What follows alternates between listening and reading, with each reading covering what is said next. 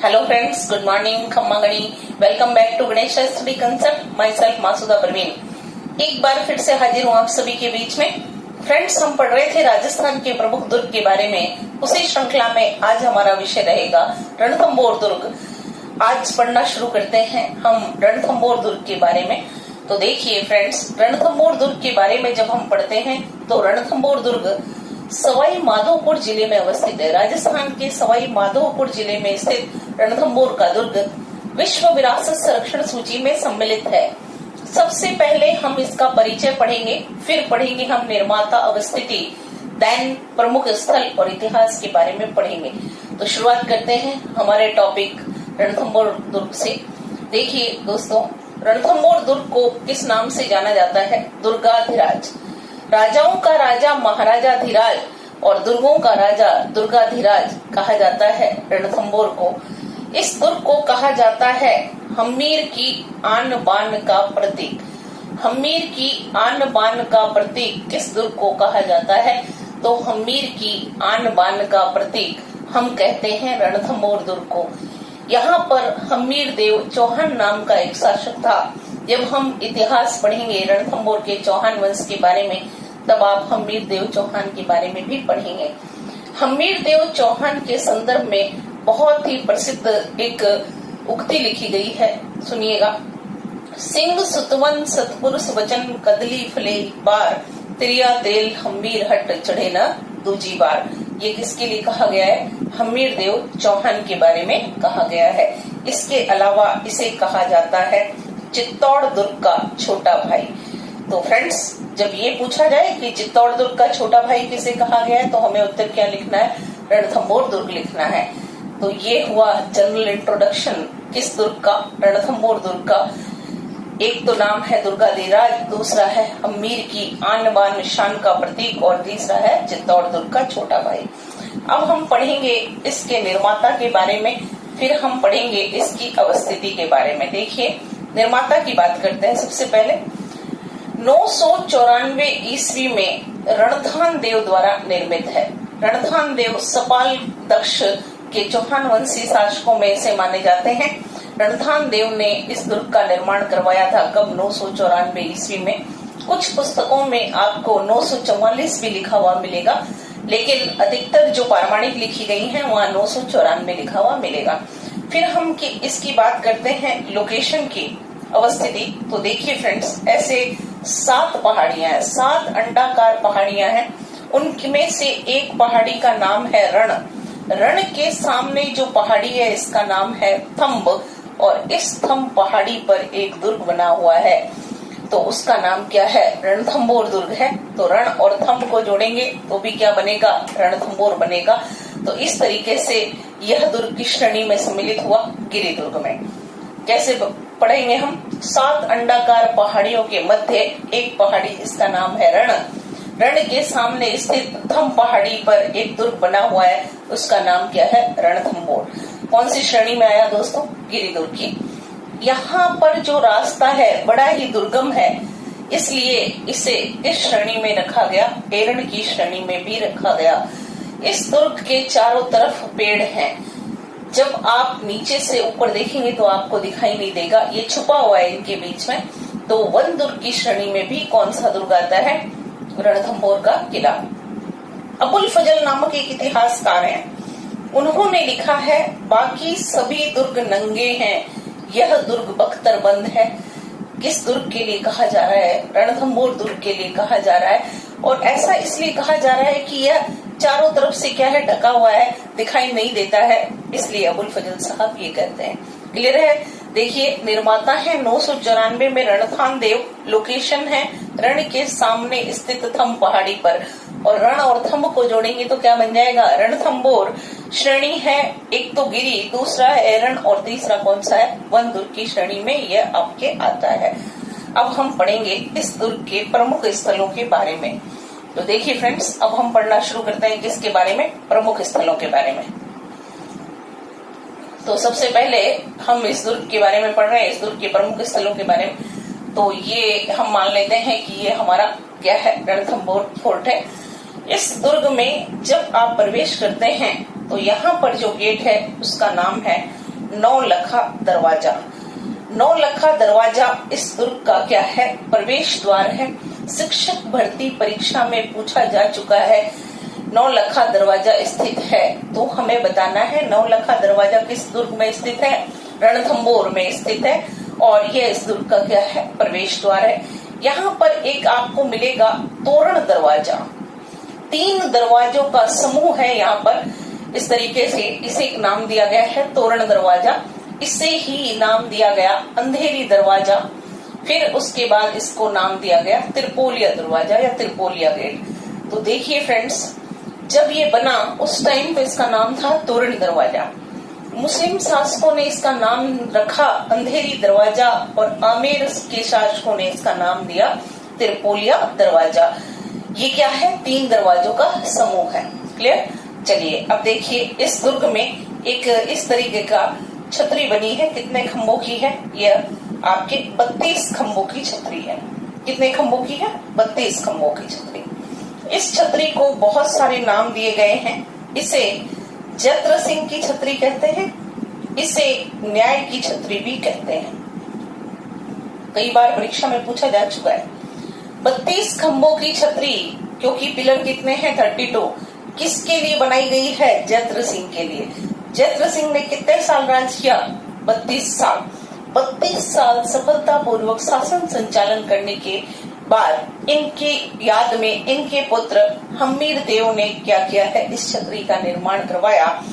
इस छतरी को न्याय की छतरी इसलिए कहा जाता है कि हम्मीर देव चौहान यहाँ पर बैठकर विशेष मुकदमों की सुनवाई किया करते थे। इसी तरह एक और यहाँ पर बना हुआ है स्थल है। ये इस तरह से इसका नाम है एक भवन, जिसको हम क्या नाम देते हैं? न्याय कचहरी। हम्मीर यहाँ पर बैठकर सामान्य मुकदमों की सुनवाई किया करते थे। यहाँ तो देखिए फ्रेंड्स, विशेष मुकदमों की होगी, और यहाँ पर क्या होगी? सामान्य मुकदमों की। यहाँ पर एक जो है तालाब है, इसका नाम क्या है? पदमला तालाब। इस तालाब में कूदकर देवल दे ने अपनी जान दी थी। देवल दे जो कि हम्मीर देव चौहान की क्या थी? पुत्री।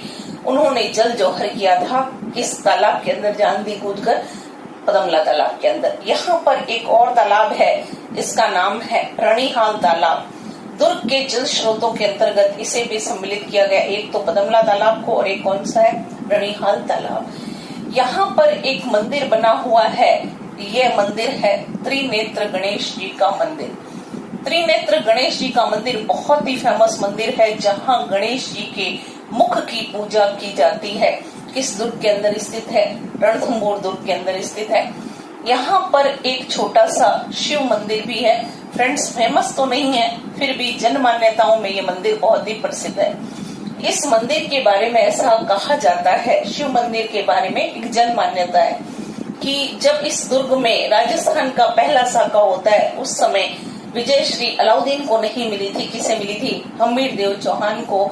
लेकिन जब हम्मीर देव चौहान को ये पता चला कि दुर्ग की महिलाओं ने जौहर कर लिया, बाकी सब लोग मारे गए, तो वह इस मंदिर में आते हैं और अपना सिर काट करके भगवान शिव के चरणों में अर्पित कर देते हैं। यह शिव मंदिर है।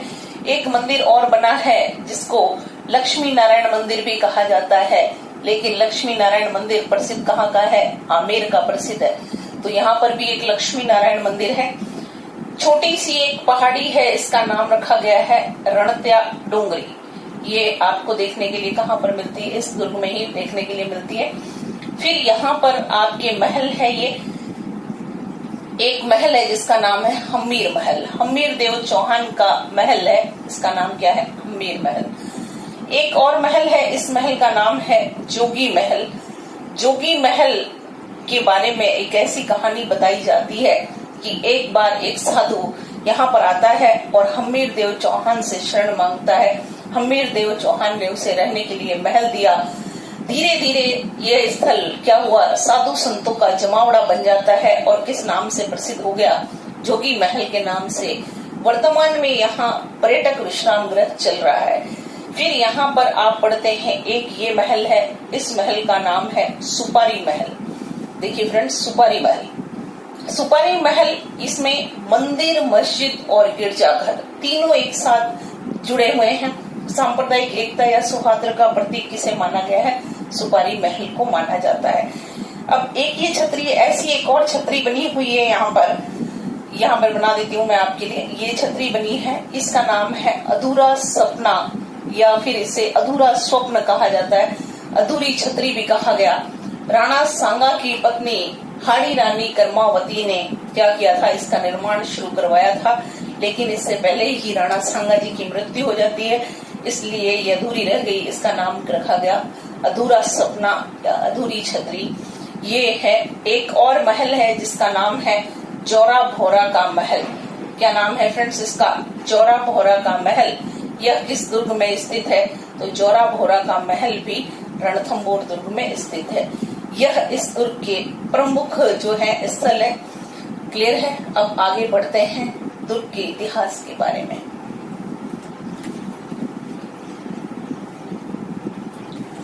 दुर्ग के इतिहास की बात कही जाए तो देखिए, यह दुर्ग जो है इस पर भी बहुत सारे आक्रमण हुए हैं। सबसे पहला आक्रमण यहाँ पर किसने किया था? कुतुबुद्दीन ऐबक ने किया था, जो कि कौन से वंश का है? दास वंश का। लिखा गया जलालुद्दीन खिलजी, खिलजी वंश का शासक। देखिए सबसे पहला आक्रमण तो कौन करते हैं? कुतुबुद्दीन ऐबक, जो कि दास वंश के संस्थापक थे। फिर कौन सा वंश आता है हिंदुस्तान में? खिलजी वंश। और खिलजी वंश के शासक कौन थे? जलालुद्दीन खिलजी। तो जलालुद्दीन खिलजी ने इस दुर्ग पर कितनी बार आक्रमण किया? 2 बार आक्रमण किया, और दोनों ही बार क्या हो जाते हैं? असफल हो जाते हैं। 1291 और 1292 में 91 और 92, 1291 और 92 में जलालुद्दीन खिलजी ने इस दुर्ग पर आक्रमण किया और 2 बार आक्रमण किया। दोनों बार ही वो क्या होते हैं? असफल रहते हैं। फिर उन्होंने क्या किया? इस दुर्ग से अपना घेरा उठा लिया। इस समय एक प्रसिद्ध कथन जो जलालुद्दीन खिलजी ने कहा था वह ये था, ऐसे 100 किले तो मैं मुस्लिम सैनिकों के दाढ़ी के बाल के बराबर भी नहीं समझता हूँ। जलालुद्दीन खिलजी के बाद जो अगला आक्रमण होगा वह किसका रहेगा? अलाउद्दीन खिलजी का। राजस्थान का पहला साका किस दुर्ग में होता है? तो हमें उत्तर लिखना है, राजस्थान का पहला साका रणथंभौर दुर्ग में होता है। और कब होता है? 1301 ईस्वी में। डेट थी 11 जुलाई 1301। इस दिन राजस्थान का पहला साका हुआ था किस दुर्ग में? रणथंभौर दुर्ग में। अब हम इसके बारे में पढ़ेंगे। देखिए, दुर्ग का साका पढ़ रहे हैं हम या इतिहास पढ़ रहे हैं। इस समय कब हुआ है? 1301 ईस्वी में। यहाँ पर सल्तनत काल चल रहा है, हिंदुस्तान में शासन कर रहे हैं एक मतलब अलाउद्दीन खिलजी। अलाउद्दीन खिलजी ने यहाँ पर आक्रमण किया। उस समय यहाँ के शासक कौन थे? तो यहाँ के शासक थे हम्मीर देव चौहान। हम्मीर देव चौहान के लिए बताया गया कि हम्मीर देव चौहान की नीति दिग्विजय की नीति थी और अलाउद्दीन खिलजी की नीति थी साम्राज्यवादी नीति। दोनों ही अति महत्वाकांक्षी थे, इसलिए कहीं न कहीं तो टकरार होनी ही थी। पहला कारण अलाउद्दीन खिलजी की साम्राज्यवादी नीति माना जाता है रणथंभौर पर आक्रमण का। दूसरा कारण ये बताया गया कि अलाउद्दीन खिलजी के विद्रोहियों को हम्मीर देव चौहान ने क्या किया था? शरण दी थी। यहाँ पर पढ़ने के लिए आपको एक मिलता है चिमना प्रकरण। देखिए फ्रेंड्स, चिमना प्रकरण जो है, चिमना या केहब्रू प्रकरण बताया जाता है। बताया गया कि अलाउद्दीन खिलजी की एक मराठा पत्नी थी जिनका नाम क्या था? मराठा बेगम थी जिनका नाम चिमना था। यह अलाउद्दीन खिलजी के सेनापति वीर मंगोल मोहम्मद शाह से प्रेम करती थी और दोनों ने मिलकर ये षड्यंत्र रचा कि वह अलाउद्दीन खिलजी को मारकर राज्य प्राप्त कर लेंगे।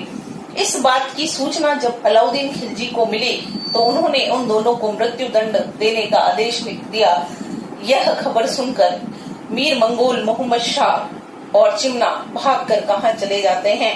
ये लोग भागकर हम्मीर देव चौहान के पास चले गए। हम्मीर देव चौहान ने इन्हें शरण दी।